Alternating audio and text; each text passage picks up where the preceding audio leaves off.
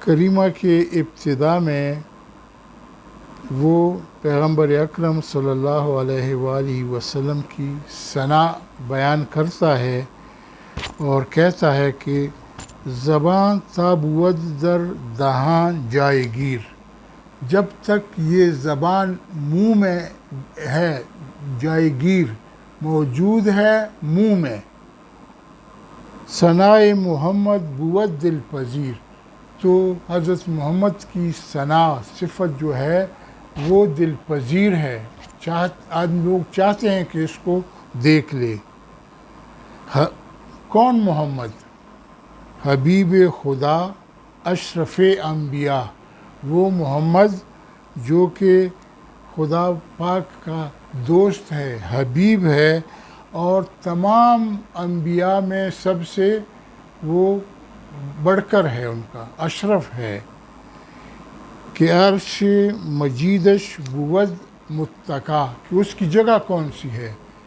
اس کی جگہ عرش پاک ہے، متکا جہاں تکیہ ڈالتے ہیں، وہ پیغمبر ہی کی جگہ ہے کہ وہ پہنچے تھے عرش پر۔ تو سوار جہانگیر یک رام براق کہ بگذشت از کسری نیوی وراق، یہ ایک براق ہے، براق اڑنے والا ہے، کہ جہاں وہ بادشاہ ہے، جہانگیری اس کی ہے، اس لیے کہ اس نیلے مکان سے وہ خدا نے اس کو اپنے پاس بلا لیا، خدا کا عرش پر اس کی جگہ ہے، ہمارے لیے نہیں ہے۔ یعنی حافظ اس کا وہ بتاتا ہے کہ پیغمبر اکرم صلی اللہ علیہ وآلہ وسلم کی شان کیا ہے، تو یہ اس میں در ثنائے پیغمبر میں اس کا وہ ابتدا کرتا ہے، آگے جاتے ہوئے پھر کہتا ہے کہ خطاب بنفس۔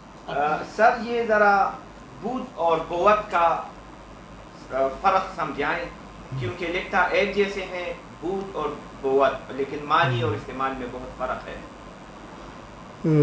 میرے خیال میں ایک جیسا ہے، دیکھنے میں ایک جیسا ہے، لیکن بود کے واو میں ساکن ہے، بوت میں کے واو پر زبر ہے، تو بود تھا، بودم بودی بود، میں تھا تو تھا وہ تھا، لیکن بود ہوتا ہے۔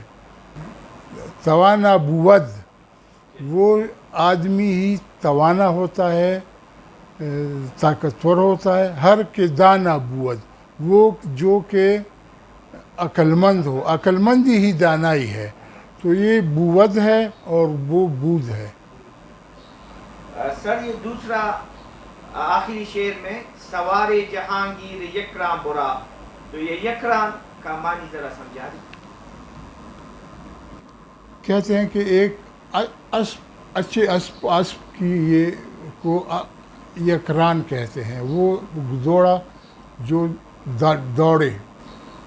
اور یہ رواق کے کیا معنی ہیں؟ رواق اس ان پیشگاہ را گویند، اس جگہ کو کہتے ہیں، و ایوانی اور ایوان کے در مرتبہ دوم ساخت باشد، کہ پہلی دفعہ اس پر کچھ کام کیا گیا ہو، دوبارہ یہ بنایا گیا ہو، اس کو رواق کہتے ہیں۔